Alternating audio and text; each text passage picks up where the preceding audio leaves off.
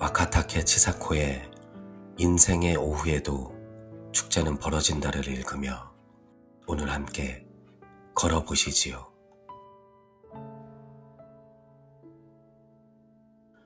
그녀의 삶은 우리의 인생과 참으로 닮아 있었습니다. 평범한 주부로 살다 갑작스레 찾아온 남편의 죽음. 그녀는 8년 동안 고독이라는 지옥을 통과했습니다. 그런데 그 지옥의 끝에서 그녀가 건져 올린 건 슬픔이 아니라 뜻밖에도 해방감이었습니다. 그녀가 발견한 고독의 진짜 얼굴은 무엇이었을까요? 딸이 시집간 뒤로 혼자 산 지도 어느덧 4년이 지났다. 내 인생 결과적으로 마음껏 멍하니 살아왔다. 멍하니 살다 보면 가끔은 펑 하고 터지는 순간도 있다. 극히 드물지만 그런 때가 분명히 있었다. 혼자 사는 것도 나쁘지 않습니다. 하지만 욕심을 내자면 함께 쓸 수 있는 공간이 있었으면 합니다. 그곳에서 웃으며 식사하고 방으로 돌아올 땐 혼자.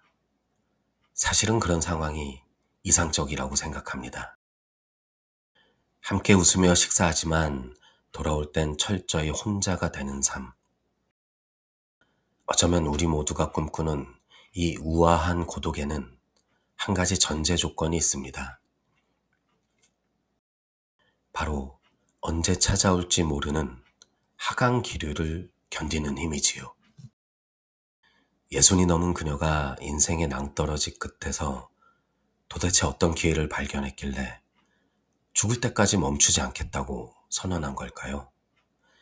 다음 장면에 그 진실이 숨어 있습니다. 나의 앞날은 말하자면 이제 막 계약에서 풀려난 나이 든 기생이 다시 빚을 지고 겨우 다 갚았다고 안도하는 순간 또 새로운 빚이 생겨나는 그 무한 반복의 삶. 그것이 어쩌면 내가 두려워하는 하강 기류의 실체일지도 모른다고 생각하니 나도 모르게 몸이 떨린다. 각오는 되어 있나? 잠시 침묵 끝에 그래도 좋다. 해보고 싶다. 해보고 싶다 하는 소리가 내 안에서 울린다. 과연 어디까지 갈까? 사실 글을 쓰는 것만큼 즐거운 일도 없었다. 작가, 줄곧 동경하지 않았던가. 그 기회가 뜻밖에도 이 나이에 찾아왔다. 기회, 기회, 기회, 기회. 이 기회를 놓치는 건 바보야. 할 수 있는 데까지 해보자. 죽음에 이르러서야 멈추리. 그렇게 마음을 굳혔다. 기회라는 단어를 4번이나 반복하며 몸을 떨던 그녀의 심장이 느껴지십니까? 우리는 보통 이 나이에 무슨 일하며 스스로 기회를 발로 찹니다. 하지만 그녀는 63살에 세상이 깜짝 놀랄 선물을 받게 됩니다. 그건 상금도 명예도 아니었습니다. 바로 우리를 다시 꼿꼿하게 세워줄 마법의 단어 하나였지요. 그 단어가 무엇인지 지금 바로 확인해 보시지요. 나는 지금 63살의 신인이 되었다. 도대체 어떤 하늘의 인연이며 무슨 배려일까? 중장년에 접어든 한 개그맨이 별로 올라가지도 않았는데 벌써 내리막이라니 하고 웃던 모습이 떠오른다. 그런데 바로 그때 소설 신인상을 받았다. 아, 그건 그렇고 신인이라는 말 참 좋다. 저절로 등이 펴지고 아직은 더 해낼 수 있을 것 같은 기운이 솟아오른다. 말은 역시 마법의 지팡이다.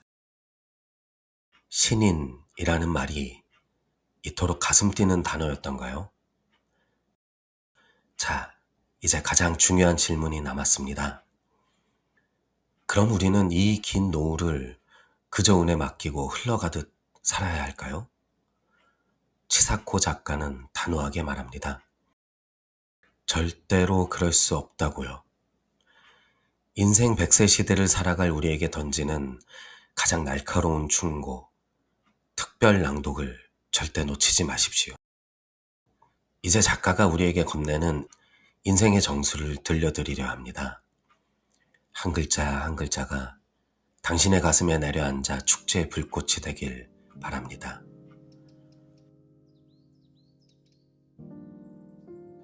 젊은 시절에는 늙음이란 인생 끝자락에 붙은 아주 조금의 덤 같은 시간일 거라고 생각했다.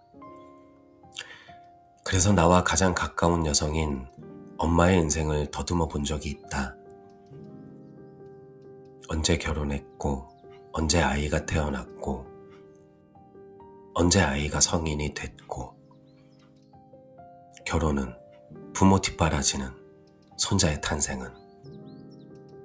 이렇게 연표로 정리해보니 엄마의 삶에서 굵직한 사건들은 거의 50대 후반에서 60대 초반 사이에 집중되어 있었다. 그 뒤로는 평온했다. 달리 말하면 한가했다. 노후란 의외로 길다는 사실에 놀랐다. 지금은 그때보다 훨씬 더 늘어나 인생 100세 시대라 한다. 노년의 시간은 이제 어린 시절보다 훨씬 더 길어졌다. 그저 흘러가듯 늙어갈 수만은 없다. 젊은 시절의 크고 작은 일들은 돌이켜보면 일종의 데이터를 모으는 과정이었다. 그리고 지금 노년에 이르러 그 데이터를 들여다보고 해석해보니 삶이란 무엇일까 하는 질문에 답 같은 것이 조금씩 떠오른다. 그렇다고 그 과정이 언제나 즐겁기만 한 건 아니다. 나이가 든 뒤에야 간신히 긴 시간의 흐름 속에서 사물을 바라볼 수 있게 되었다. 젊은 날의 기쁨과 슬픔은 지금 생각하면 그리 대단한 일이 아니었다. 오히려 그때의 부족함과 그때의 기쁨이 있었기에 지금의 내가 있다. 그렇게 바라볼 수 있는 눈이 생겼다. 행복이니 불행이니 하는 것은 결국 인생이 지닌 색깔 같은 것이다. 그 바탕에 흐르는 강물이 나를 어디로 데려갈지 이제는 그걸 알고 싶을 뿐이다. 해야 할 목들을 하나둘 마치고 나서야 비로소 온전한 나를 만날 수 있었고 이제야 정말 나답게 살아가고 있구나 싶다. 타고난 얼굴이야 어쩔 수 없지만 살아가는 방식에 따라 나름의 멋과 맛이 배어날 수 있다. 나도 그런 얼굴을 향해 가고 싶다. 나이 든 나를 격려하는 말 한두 마디쯤은 찾을 수 있을 것이다. 물론 그것조차 노후의 문턱에 서서 기웃거리며 내뱉는 그런 말일 수도 있다. 너무 아니한 소리라고 생각할 수도 있지만 어쩌면 진짜 노인의 삶이란 실제로 그 나이에 이르러 살아보아야만 비로소 알 수 있는 일일지도 모른다. 작가가 남긴 이 뜨거운 고백을 우리 삶에 어떻게 적용해야 할지 정북이 3가지로 딱 정리해 보겠습니다. 첫째, 고독을 은총으로 받아들이십시오.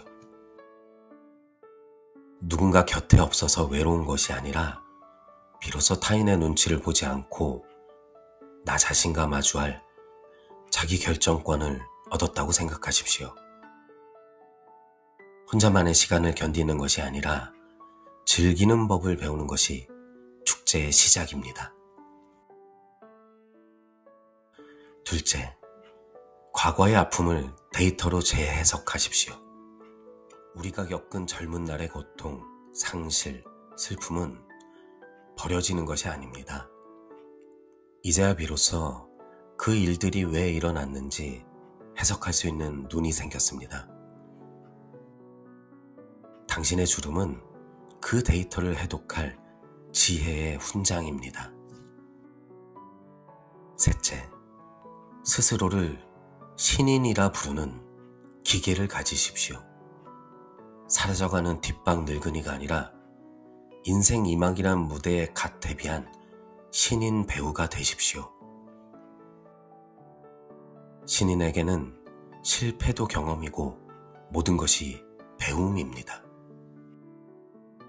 이 나이의 머리 아니라 신인이니깐 해보자는 그 마음이 당신의 등을 펴게 할 것입니다.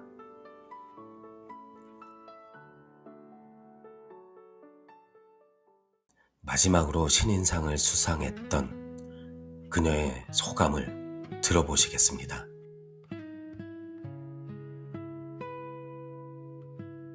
할머니에게는 인생을 통해 보아온 것, 보이기 시작한 것도 분명히 있을 터. 남들에게 좋은 사람으로 보이려는 마음을 내려놓으면 얻게 되는 자기 결정권.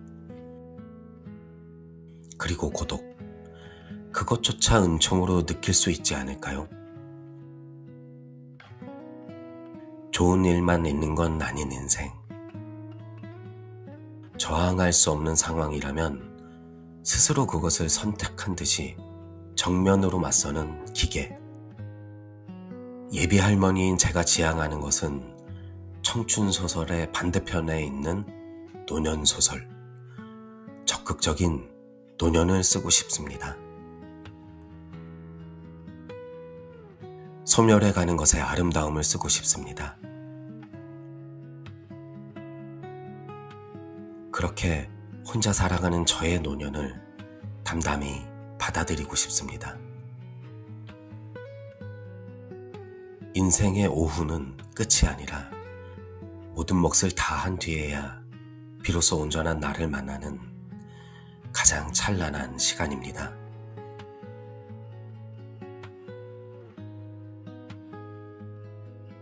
오늘 밤 거울 속의 당신에게 꼭 말해 주십시오. 참 잘 살아왔노라고.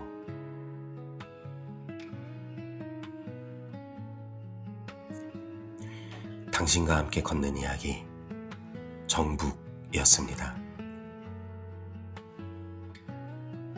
고맙습니다.